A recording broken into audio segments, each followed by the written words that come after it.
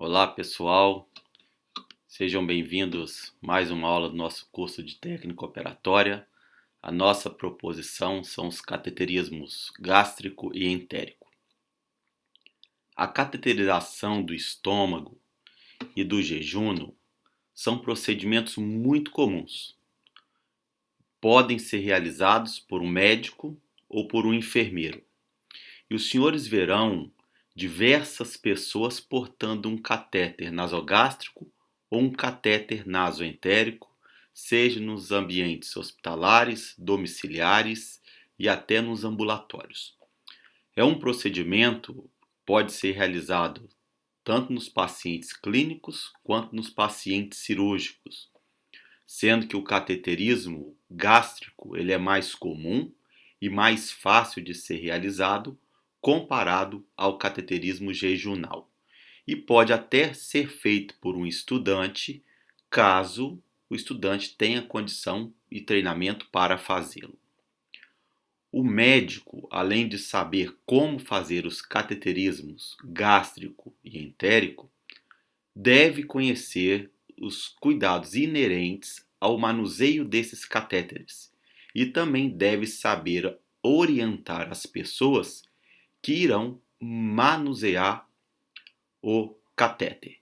Eu gostaria de mencionar para os senhores que essas aulas teóricas, elas têm por finalidade introduzir o assunto, despertar interesse e criar uma base para o treinamento que no futuro será feito no CITABS. Então ela representa a parte teórica que deve ser associado à parte prática. Mas antes de começar a falar sobre o cateterismo em si, faz-se necessário conhecer alguns conceitos. O termo catéter deriva do grego e trata-se de um instrumento tubular feito de diversos materiais e com calibre variado, o qual é introduzido no corpo com o objetivo de retirar líquidos, introduzir nutrimentos, infundir sangue, soro e medicamentos, além de executar investigações diagnósticas e permitir acesso a instrumentos cirúrgicos. O catéter permite, então, aspirar, escoar e infundir, e o seu emprego é chamado de cateterismo. Por vezes, o cateterismo é utilizado com uma função de drenagem. O catéter difere da sonda e do dreno. Esses conceitos, por vezes, geram confusão. O catéter é um instrumento que possui lúmen, possui um pertuito interno. A sonda é um instrumento sem luz. E o dreno permite somente o escoamento. E o catéter pode ser utilizado com a função de drenagem. O emprego do catéter é chamado de cateterismo, da mesma forma que o emprego da sonda sondagem e do dreno drenagem. Como dito anteriormente, a sonda é um instrumento sem luz, portanto difere do catéter. O emprego da sonda é a sondagem, um termo que deriva do francês e surgiu com o intuito de expressar o ato de investigar a profundidade da água e a natureza do fundo de um rio ou de um mar com o recurso de uma sonda. Apesar do termo sondagem ser aplicado no meio marítimo, coexiste aplicações nas áreas da geologia, medicina e estatística, mas a língua portuguesa não apresenta distinção vocabular entre os diversos domínios. Já a língua inglesa diferencia todas essas formas de sondagem. Daí surgiu o termo probing na área médica. Dessa forma, entre as sondas estão os cauterizadores elétricos, térmicos e a laser, são os chamados probes, as velas de dilatação e os instrumentos que contêm eletrodos para medir pressão, motilidade e pH. Portanto, a sonda visa explorar, investigar Dessa forma, o ato de colocar um catéter no estômago ou no intestino delgado é um cateterismo e não uma sondagem, mas que pode ter a função de drenagem. Daí os termos cateterismo gástrico e cateterismo entérico. Se for por via nasal, é chamado de cateterismo nasogástrico ou nasoentérico. Se for por via oral, denomina-se cateterismo orogástrico ou oroentérico. Nós iremos nos ater à via nasal, porque é a mais comum. Porque a via nasal é a preferida? Eu quero que os senhores pesquisem para a discussão na segunda-feira.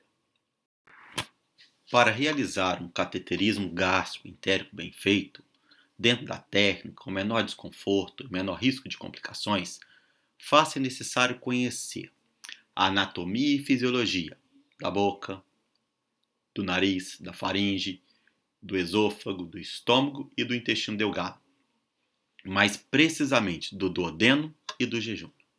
Faz-se ainda necessário conhecer os tipos de catéteres, a técnica para o cateterismo, as formas de manusear o catéter em relação à sua limpeza e à sua fixação e as complicações inerentes ao procedimento e à presença do catéter. O conhecimento da anatomia facilita o cateterismo e permite entender as complicações que possam ocorrer com a passagem e a permanência do catéter por via nasal. Só para relembrar, a cavidade nasal está dividida em uma parte respiratória, nos seus 2/3 inferiores, e uma parte olfatória, no terço superior. Parte do teto do nariz é formada pela lâmina crevosa do osso etimoide, que separa a cavidade nasal da cavidade craniana. Os seios da face abrem-se nos meatos nasais e o septo nasal divide o interior do nariz em cavidades nasais direita e esquerda. O catéter deve passar pelas seguintes estruturas anatômicas do nariz: narina, vestíbulo nasal, meato nasal inferior, e daí segue para oro, para naso, oro e laringofaringe, para depois atingir o esôfago. Portanto, desvios do septo nasal, obstrução por pólipo ou edema da mucosa pode dificultar e até impedir a passagem do catéter. A mucosa pode sofrer trauma com a passagem do catéter, o que resulta em sangramento e erosão. O contato prolongado do catéter na mucosa do septo nasal pode resultar em ulceração, necrose e uma condrite subjacente. Como os seios da face drenam nos meatos nasais, uma inflamação da mucosa dos meatos e das conchas nasais podem resultar em obstrução dos orifícios de drenagem e ocasionar sinusite. Um catéter mais calibroso pode até perfurar a lâmina crivosa do osso etimoide e entrar na cavidade craniana, principalmente quando existem fraturas de base de crânio. Por isso, deve-se evitar a passagem do catéter via nasal em pacientes com fraturas na base do crânio. Após a cavidade nasal, o catéter passa pela naso, oro e laringofaringe, mas pode encontrar uma resistência na tonsila faringe aumentada e o paciente pode apresentar náuseas e até vômitos quando a ponta do catéter entrar na orofaringe. O contato prolongado do catéter com a mucosa da nasofaringe pode causar amidalite e um edema mucoso na região pode ocluir o ósteo faríngeo da tuba auditiva e resultar em otite. A passagem do catéter pelo esôfago já é mais tranquila e mais tolerada, mas vale ressaltar que o esôfago possui 3 curvaturas e constricções ao longo do seu trajeto, portanto, um tubo calibroso e inserido de forma menos cuidadosa pode ocasionar perfuração esofágica. E na presença de uma calásia ou de uma hérnia hiatal, pode ser difícil a migração do catéter para o estômago. E durante a propulsão do catéter, pode ocorrer tubagem da laringe com reflexo de tosse, o que obriga a retirada do catéter. O estudante, no final da aula, terá como objetivos adquirir os princípios técnicos básicos para o cateterismo nasogástrico e nasoentérico, conhecer os tipos de catéteres, saber manipular, fixar e lavar o catéter, conhecer as complicações dos cateterismos nasogástrico e nasoentérico, saber as indicações dos cateterismos nasogástrico e nasoentérico, além de valorizar os princípios da técnica operatória e do conhecimento anatômico. O cateterismo gástrico, ele tem como finalidades principais a nutrição e a descompressão do trato gastrointestinal.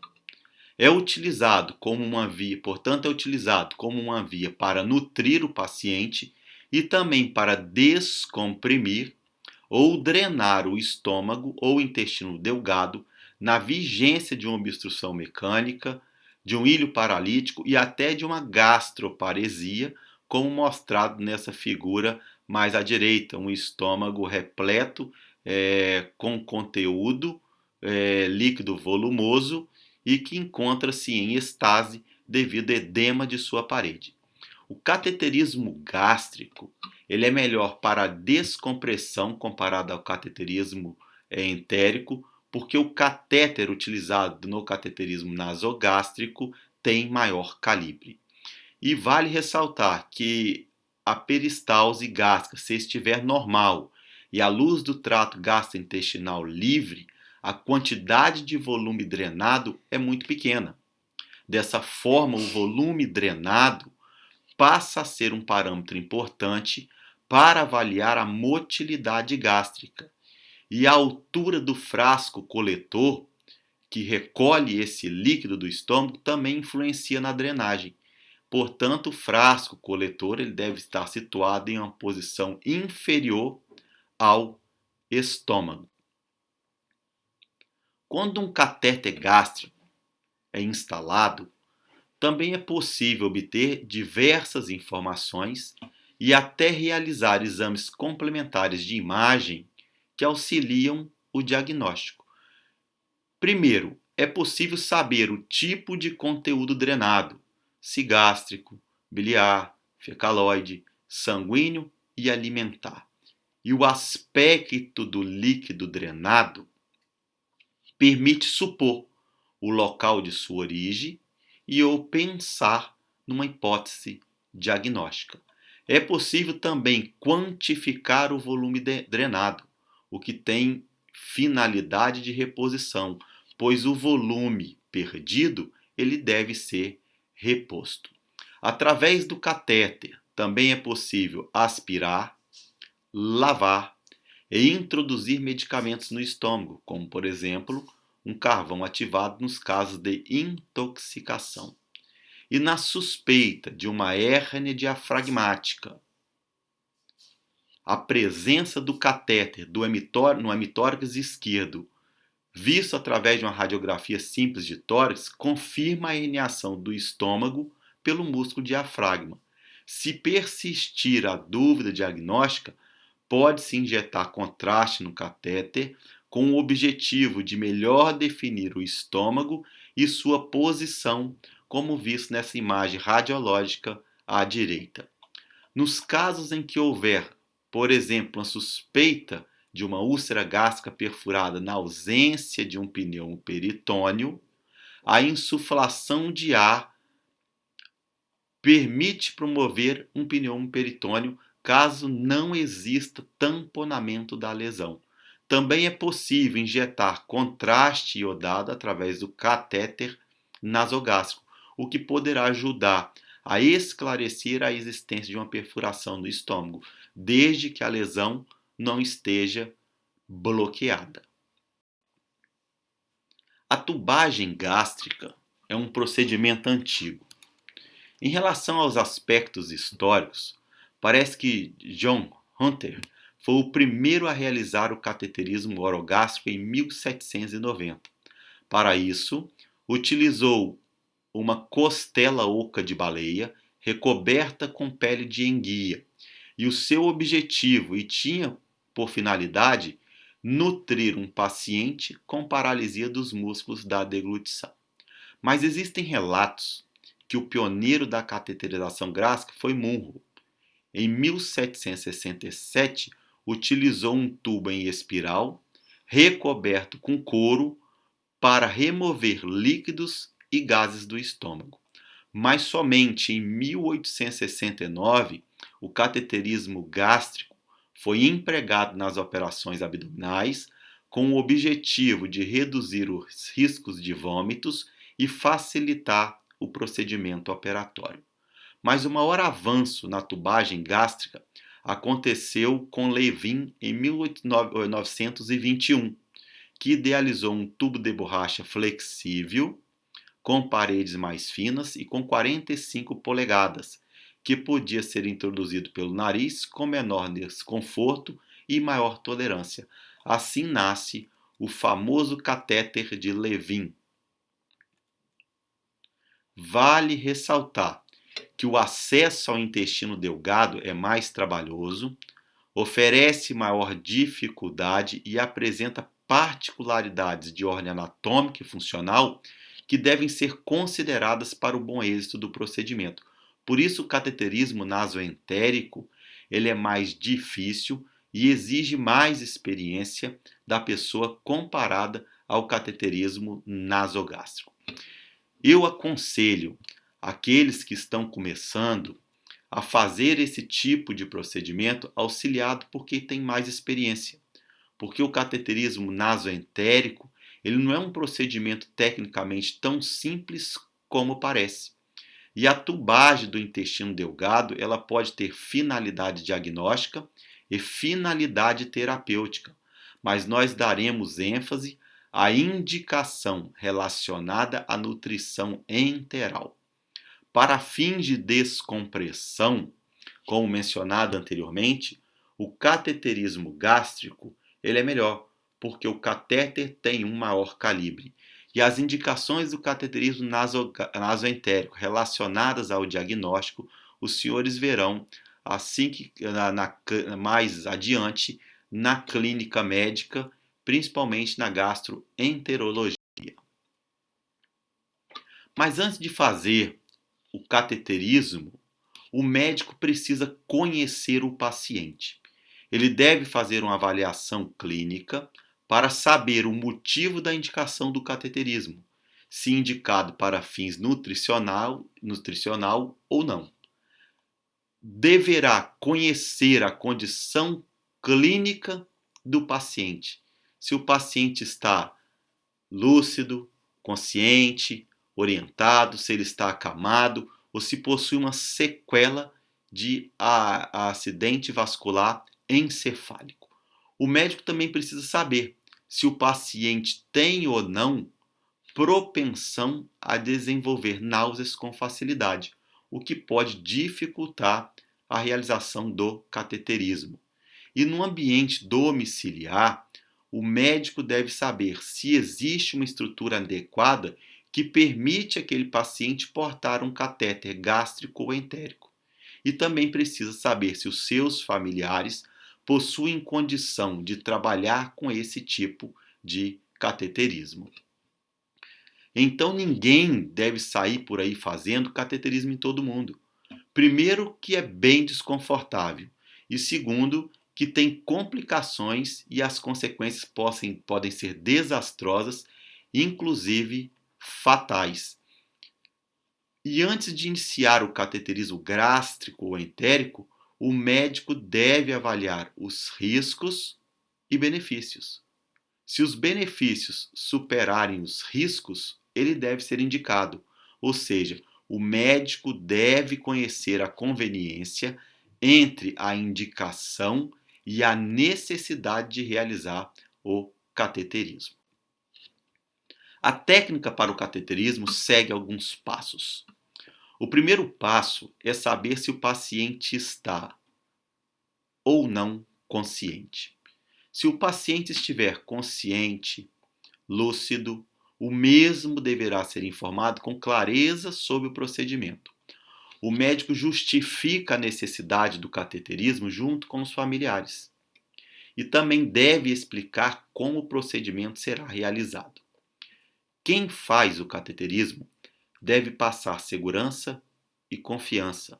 O paciente tem que estar seguro e confiante durante todo o procedimento. O paciente consciente e lúcido pode recusar o procedimento, mas se o paciente não possuir condições de resposta, a família tem ou não o direito de aceitar o procedimento após a explicação do médico.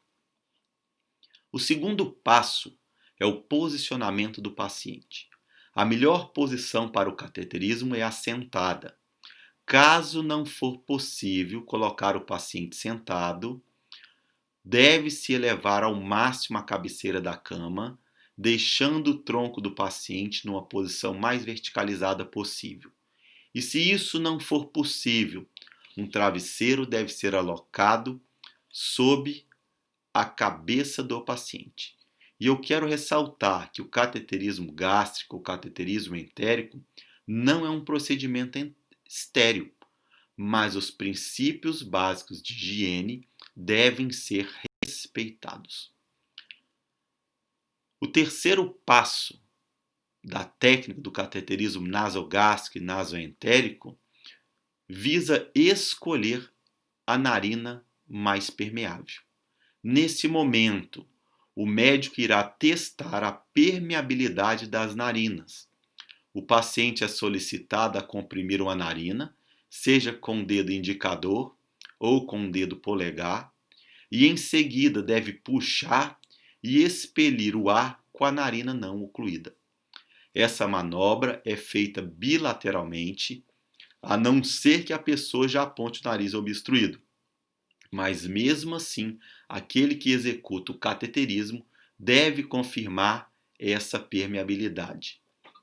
Em seguida, aplica-se um anestésico local no nariz na forma de geleia, na narina permeável. O paciente suga essa geleia anestésica até perceber a sua chegada na orofaringe. O catéter também deve ter a sua extremidade distal lubrificada com a anestesia local em forma de geleia ou com um lubrificante hidrossolúvel. Eu quero ressaltar que a presença de alterações anatômicas, como por exemplo desvio de septo, pólipos, um edema de mucosa, pode dificultar e até impedir a progressão de um catéter. E vale ressaltar que durante a anamnese, o médico que executa o procedimento deve obter informações sobre a existência de fatores que possam ocluir as cavidades nasais e assim prever que o cateterismo será tecnicamente mais difícil. O quarto passo é medir o catéter. Enquanto o catéter é medido, a solução anestésica irá fazendo seu efeito. Se o objetivo for um cateterismo nasogástrico, o comprimento do catéter é obtido colocando a extremidade distal do tubo na ponta do nariz, estendendo o tubo até o lóbulo da orelha e depois até o processo xifoide. O catéter pode ser marcado neste ponto com uma fita adesiva e, dependendo da estatura do paciente, pode-se acrescentar alguns centímetros. No cateterismo nasoentérico, a medida é feita de forma semelhante, porém deve ser acrescentado de 20 a 25 centímetros no comprimento do catéter porque o mesmo deve migrar do estômago até o jejum sob a força da peristalse. No cateterismo orogástrico, o ponto de referência inicial passa a ser a rima labial e não o ápice do nariz. O quinto passo da técnica dos cateterismos nasogástrico, nasoentérico, é a passagem do catéter até o estômago. E a pessoa que realiza o cateterismo, ela deve ter paciência, deve transmitir segurança e confiança ao paciente. Deve ter domínio da técnica e saber o que está fazendo. Caso contrário, poderá encontrar dificuldades e não conseguir realizar o cateterismo. E antes da passagem do catéter, o médico deve observar se o paciente utiliza prótese dentária. Caso o paciente utilizar prótese dentária, essa deve ser removida. O catéter deve ser inserido de forma firme, suave, para evitar trauma na mucosa nasal. A narina deve ser elevada para que a ponta do catéter possa avançar sobre o assoalho da cavidade nasal num trajeto do meato nasal inferior. Dessa forma, o catéter é direcionado posteriormente até a nasofaringe. Com a ponta do tubo presa entre os dedos indicador e polegar, como observado na figura, o operador introduz o catéter pela narina anestesiada, acompanhando a superfície do palato duro.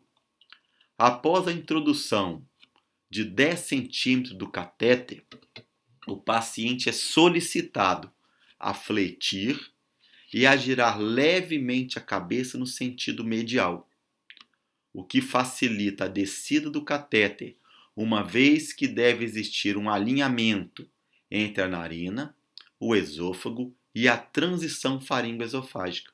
Dessa forma, o catéter vai trabalhar no eixo da linha mediana do corpo. Quando o catéter atingir a garganta, o paciente é solicitado a deglutir 5 ml de água oferecida através de uma seringa. Isso irá permitir a abertura do esfíncter esofágico superior e irá direcionar a ponta do tubo para o esôfago, simultaneamente às deglutições. Então, o catéter ele deve ser empurrado de forma suave, simultaneamente às deglutições, o que vai favorecer a migração do mesmo até o esôfago. E o catéter ele vai progredindo conforme os movimentos peristálticos, desencadeado pela ingesta de água. Lembrar que essas manobras são delicadas, a progressão é rítmica e deve ser pausada entre as deglutições. Caso ocorrer náuseas ou tosse, a propulsão do catéter deve ser interrompida e o mesmo deve ser tracionado de forma suave.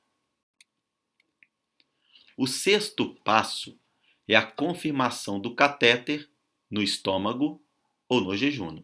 E existem 3 métodos para isso. O primeiro método é o teste da aspiração do conteúdo gástrico, com uma seringa de 20 ml conectada ao catéter. O médico aspira o líquido gástrico e a presença do líquido gástrico pressupõe que o catéter esteja no estômago. O segundo método é o teste da ausculta, ou seja, o médico com estetoscópio tenta auscultar no epigástrio a presença de um borburismo no momento em que ar é injetado no catéter através de uma seringa de 20 ml. O terceiro método é a radiografia simples do abdômen. Esse é o método mais eficaz e é o método que confirma a presença do catéter dentro do estômago ou dentro do jejum. Na dúvida, pode-se injetar contraste através do catéter para confirmar a localização do mesmo. A radiografia de abdômen, observada à direita nesse slide, mostra um catéter nasoentérico alocado no jejum, E essa confirmação é importantíssima, pois a nutrição enteral só poderá ser realizada após a constatação da presença do catéter no jejum. O sétimo passo refere-se à fixação do catéter. Existem diversas formas de fixação, mas o princípio básico é envolver o tubo com a fita adesiva e depois essa fita adesiva é presa na pele do dorso do nariz, como mostrado nas figuras, mas o catéter também pode ser fixado na pele da região frontal ou do lábio superior. E antes da fixação, o médico deve proceder à limpeza da pele para retirar a sua oleosidade e a limpeza do catéter para retirar resíduos de secreção nasal ou de geleia anestésica. O catéter também deve ser fixado na superfície corpórea. O catéter, portanto, deve ser fixado na superfície corpórea sem pressionar ou deslocar a narina, porque existe um risco de isquemia e necrose. E o catéter também deve permanecer imóvel durante todos os movimentos da cabeça. Por isso, a fixação prende o catéter à superfície do corpo. Uma segunda fixação deve unir o catéter na pele da região zigomática, como mostrado na figura mais da esquerda, ou na região temporal, como mostrado na figura do centro, caso não existir pelos nessa região. Essa segunda fixação está indicada pelas setas pretas, como os senhores podem observar nas figuras. Essa segunda fixação, indicada pela seta preta, também pode ser feita na pele do tórax ou na pele do ombro, e ela tem como objetivo evitar a tração e a retirada acidental do catéter. A fita adesiva que fixa o catéter pode ser confeccionada artesanalmente com micropore ou esparadrapo, ou pode ser utilizado um fixador já comercializado pronto e próprio para o catéter nasal, no caso o Nasofix, como mostrado mais à direita e inferior desse slide.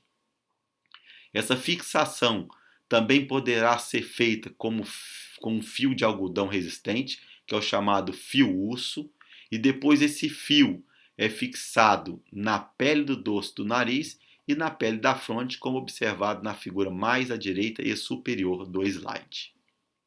Embaixo aí do slide estão dois links para que os senhores possam assistir um cateterismo nasogástrico em um modelo anatômico e em uma pessoa, ao vivo. Esse vídeo ao vivo foi disponibilizado pela New England e pode ser observado no link aí descrito. Após a observação desses vídeos, eu quero que os senhores façam anotações, anotem as suas dúvidas, para que nós possamos discutir isso na segunda-feira.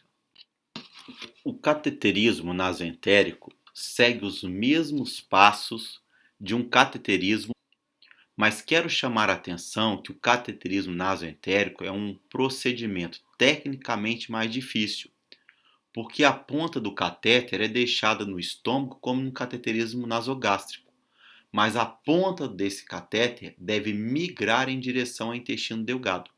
Por esse motivo, o catéter entérico possui uma ogiva de tungstênio em sua extremidade distal. Como é um tubo muito fino, elástico e muito maleável, existe o risco de ser dobrado e enrolado durante a sua passagem. Para evitar esses transtornos, foi colocado um fio guia, como pode ser observado na figura mais à esquerda, no interior desse catéter, deixando-o mais rígido e facilitando a sua introdução e migração. Esse fio guia, por vezes, é de difícil remoção, e se o médico encontrar resistência durante a tração, uma seringa deve ser acoplada ao catéter com o objetivo de infundir cerca de 5 ml de vaselina líquida, o que irá facilitar o deslizamento e a retirada desse fio-guia. O fio-guia será retirado após a confirmação do catéter no estômago, através de uma radiografia simples de abdômen. Como os senhores podem ver, a extremidade proximal do catéter possui um adaptador que permite a conexão com equipos e seringas e até infundir a vaselina líquida para facilitar a retirada do fio-guia. Quero ressaltar, quero frisar que é obrigatório a comprovação radiológica da extremidade do catéter no jejum. O catéter entérico só deve ser utilizado após a confirmação radiológica do mesmo no interior do jejum. E a figura mais à direita mostra um catéter nasoentérico dobrado na cavidade oral. Então, quais são os tipos de catéteres mais utilizados para o cateterismo gástrico e o cateterismo entérico? Para o cateterismo gástrico, o catéter mais utilizado é o de Levin, que apesar de ter sido modernizado, ainda conserva o nome do seu idealizador. É um catéter que, como pode ser observado na figura, de lúmen único, de paredes lisas, mais finos e transparentes e com orifícios na extremidade distal. Esse catéter ele possui certa flexibilidade. O seu diâmetro e comprimento são variados, podendo chegar até 1,50 m. É confeccionado com borracha ou derivados do petróleo, como plástico, latom, uma resina de cloreto de vinil adicionada a polietileno, polivinil, silicone e bisfitalato. O catéter entérico mais utilizado é o catéter de Dobhoff. Essa nomenclatura representa as iniciais dos nomes dos seus idealizadores. Inicialmente, foi confeccionado com mercúrio em sua extremidade distal. É um catéter fino, de lúmen único, com cerca de 150 centímetros, mais flexível e mais maleável do que o catéter gástrico, e é confeccionado com poliuretano ou silicone, e não sofre alteração física na presença de um pH ácido, o que conserva a sua maleabilidade e flexibilidade. O mercúrio na extremidade distal foi substituído por uma ogiva de tungstênio, pesando entre 2 a 6 gramas. E o peso dessa ogiva facilita a migração do estômago para o intestino delgado. E por ser radiopaca, é vista com precisão na radiografia simples do abdômen. É um catéter de material inerte que tem uma maior durabilidade e proporciona menor irritação à mucosa. Por isso, ele pode permanecer por diversos dias no organismo. Por ser um catéter extremamente maleável e fino, ele possui um fio-guia no seu interior para facilitar a sua introdução, como foi falado anteriormente. A extremidade proximal do catéter possui um adaptador, onde é possível conectar equipos e seringas. E aí está uma figura mostrando as partes do catéter nasoentérico. Ele possui uma tampa com uma trava de segurança para impedir o vazamento de líquido após ou de secreção após o seu uso. Possui um fio-guia que caminha no interior da sua luz. É possível nessa luz introduzir líquidos e até substâncias que permitem um deslizamento menor desse catéter. Ele possui também uma conexão em Y. Essa conexão permite a conexão com seringas e com equipe de soro para infusão de medicamentos.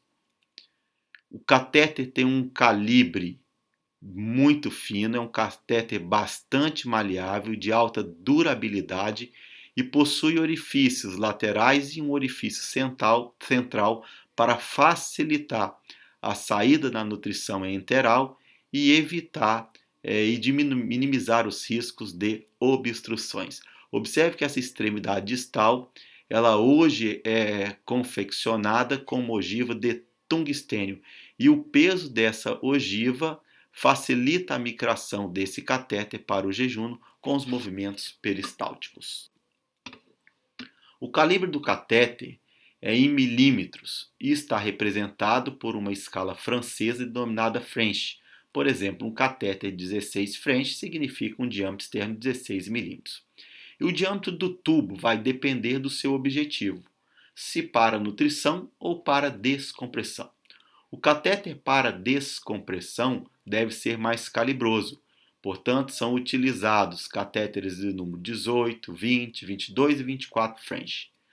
Quanto mais denso o líquido a ser drenado, maior deverá ser o calibre do catéter.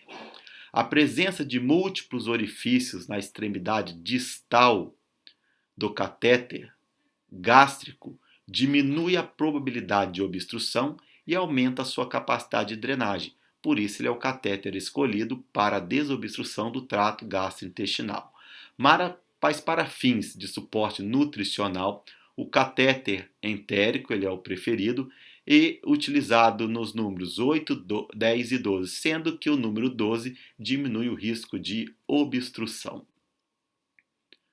Antes de fazer o procedimento, todos os materiais necessários para a realização do cateterismo nasoentérico e do cateterismo nasogástrico devem ser separados e organizados em uma bandeja. Isso é fundamental, porque se a pessoa não possuir material adequado, esse material vai ter que ser solicitado no momento em que o cateterismo está sendo realizado. Esses materiais incluem equipamentos de proteção individualizada, como óculos, máscara, avental de manga longa e luvas não estéreis para o procedimento. Incluindo a presença de gaze, seringa de 20 ml, uma fita adesiva para a fixação do catéter, tesoura romba, lidocaína geleia, uma lanterna para avaliar a permeabilidade das narinas, uma toalha de rosto ou um papel toalha. Algumas pessoas utilizam cotonetes para colocar a xilocaína geleia no vestíbulo nasal. Nós não utilizamos esses cotonetes, nós preferimos adaptar um conector à lidocaína geleia e dessa forma o paciente acaba sugando essa geleia à medida que o médico que executa o procedimento comprime o anestésico local. Ainda é necessária a presença de estetoscópios e do catéter. O catéter pode ser então um catéter para nutrição enteral, se o objetivo for a nutrição através do jejum, ou pode ser escolhido também um catéter gástrico, se o objetivo for o cateterismo gástrico.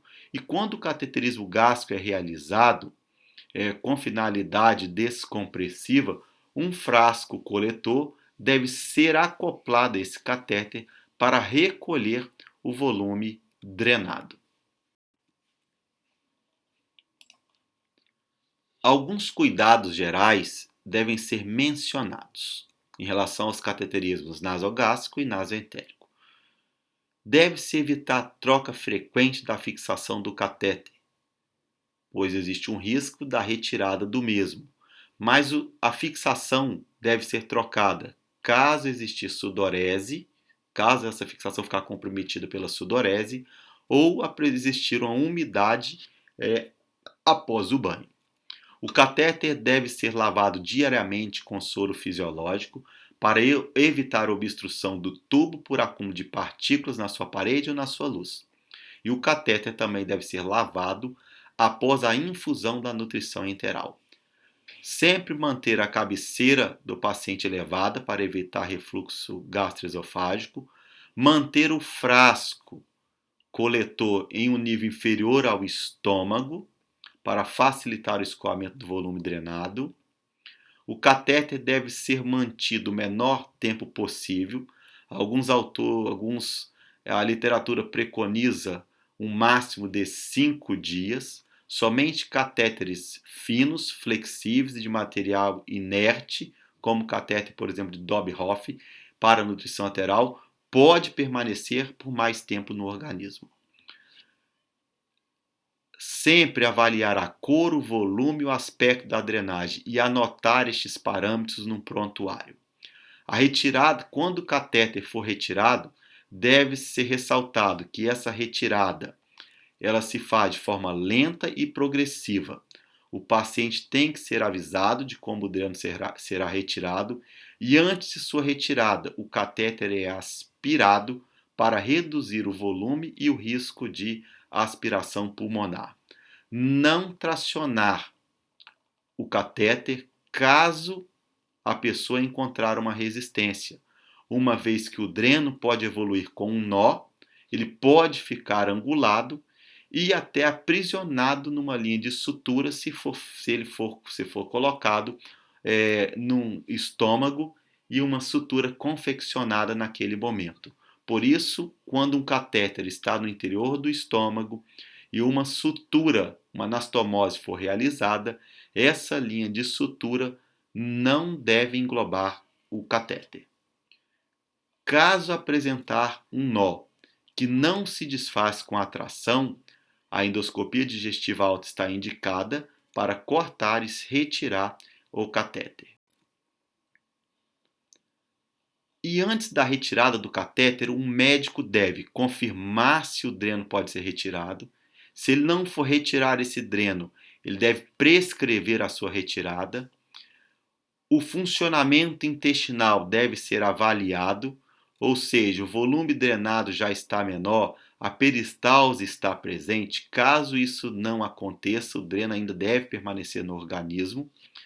O médico deve explicar o procedimento e colocar o paciente em posição sentada, lavar as mãos, calçar as luvas, usar uma seringa de 60 ml para aspirar e certificar de que o catéter está vazio, soltar a fixação do catéter, fechar esse catéter e retirar o catéter, fazer a tração do catéter, enrolando ou dobrando em sua mão dominante. Utilizar umas gases para enxugar as secreções, limpar a pele do paciente no local da fita adesiva e anotar a hora e a data em que o catéter foi retirado. E depois disso, orientar a higiene bucal. Para quem acha que o cateterismo nasogástrico e nasoentérico não complica, aí está uma lista de complicações. As complicações vão desde a introdução até a retirada do catéter. Quanto maior o tempo de permanência, maior o risco de complicações. E pode ocorrer perfuração óssea, como do septo nasal ou da lâmina transversal do osso etimoide. Podem ocorrer epistaxe, otite, sinusite, faringite, amidalite, esofagite, doença do refluxo gastroesofágico e gastrite. Além de, e já foram descritas na literatura, perfuração da laringe, do esôfago, da faringe, da pleura e do estômago. E a perfuração da faringe e do esôfago podem estar associadas com o pneumotórax. E enquanto um catéter não for identificado na cavidade pleural, líquidos e alimentos continuarão a ser infundidos na cavidade pleural. Daí a importância de certificar a localização do catéter entérico antes de realizar a introdução de dieta no interior do mesmo. Podem ocorrer ainda erosão da asa do nariz, intubação traqueal, pneumonia aspirativa, atelectasia pulmonar, odinofagia, disfagia, boca seca, distúrbio hidroeletrolítico e ácido básico, dermatite, celulites, úlceras cutâneas por uma fixação inadequada e além da dificuldade da retirada do catéter causada por um nó ou uma rigidez com dobra. A alteração da voz e paralisia da corda vocal já foram descritas em cateterizações prolongadas, mas o mecanismo fisiopatológico dessas alterações ainda não está definido. Parece ser causada por um efeito mecânico onde os nervos vagos ou nervo laríngeo são comprimidos pelo tubo. Em relação aos cateterismos nasogástrico e nasoentérico, gostaria de fazer algumas considerações finais. O cateterismo, seja gástrico ou entérico, adquiriu função importante na prática médica. A confecção de catéteres mais complexos e caros ainda não substituiu por completo catéteres simples e baratos. E a aparente simplicidade no manuseio do catéter levou ao uso indiscriminado do mesmo por diversos profissionais da saúde e até por leigos. Dessa forma, as indicações tornaram-se abusivas, com consequências graves e até fatais. O uso do catéter está associado a desconforto, complicações e maior tempo de internação hospitalar. O tipo e o calibre do tubo deve ser escolhido conforme a sua finalidade. A tubagem gástrica e entérica é um procedimento médico e realizado também por enfermeiros que pode ser de risco e que deve ser conduzido por um profissional capacitado. O que nós acabamos de ver são tubos sendo utilizados no corpo humano. Com isso, eu gostaria de fazer uma reflexão com os senhores. Os túbulos em geral, drenos, sondas e catéteres, são instrumentos de uso frequente nas diversas especialidades, cirúrgico ou não. Sendo assim, o conhecimento básico desses materiais faz-se necessário durante a formação médica. E quem aqui já não ouviu falar destes elementos durante a apresentação de um caso clínico ou durante a visita numa enfermaria? Dessa forma, nós devemos conhecer as suas indicações e complicações. Na prática médica, o conceito de tubos, drenos, sondas e catéteres se confundem. Por vezes, são considerados sinônimos. Mas eu gostaria de dizer que eu penso que a gravidade de uma doença é proporcional ao número de drenos, sondas e catéteres. Basta os senhores irem numa UTI e vão observar que esses vários tubos muitas vezes prolongam o tempo de vida, mas nem sempre damos uma qualidade de vida adequada a essas pessoas. E eu costumo dizer que a gravidade de um doente pode ser medida pela quantidade de tubo que ele carrega. Os tubos no homem merecem tanta atenção e reflexão que o professor Júlio Sanderson descreveu. Na vida humana, a harmonia dos órgãos, sistemas e aparelhos é feita no sentido da comunicação através dos tubos. O homem nasce com um vagido, audível através dos tubos respiratórios, e morre com um suspiro através dos mesmos tubos. Os tubos no homem são motivos suficientes para reflexão e pensamentos. Se os senhores quiserem aprender um pouco mais sobre tubos, sondas e drenos, podem ler este livro aí representado do professor Andy Pretroiano e Frederico Paul. Gostaria de dizer que nossas obras ficam com nós mesmos. Somos herdeiros de nós mesmos. Portanto, pensem bem antes de indicar um cateterismo nasogástrico e um cateterismo nasoentérico. E na segunda-feira eu espero os senhores para discussão sobre o assunto. E o retorno dos CITABs permitirá que os senhores façam esse treinamento em um modelo anatômico.